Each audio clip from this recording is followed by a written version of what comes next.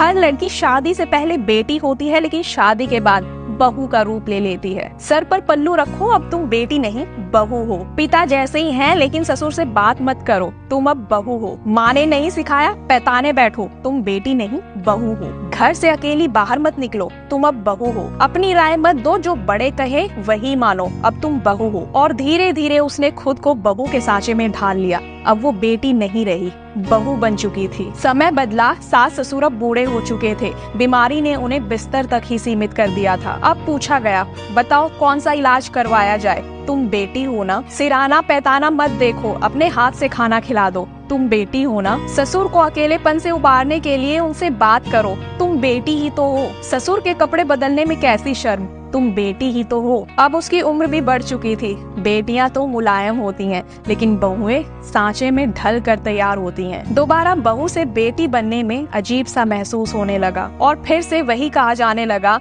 चाहे जितना मर्जी कर लो, लेकिन बहुएं कभी बेटियां नहीं बन सकती। समाज की इस सोच पर क्या ही कहना, जहां अपने स्वार्थ के लिए बहू से बेटी जैसी सेवा ली जाती है, लेकिन बहू को कभी भी बेटी की जगह स्वीकारा नहीं जाता। मेरा मानना है कि पहले बहू को बेटी जैसी जगह दें, उसके बाद बहू से बेटी जैसी बनने की उम्मीद करें, क्योंकि बेटी से बहू बनना मुश्किल है, लेकिन बहू से बेटी बनना मुश्किल नहीं है।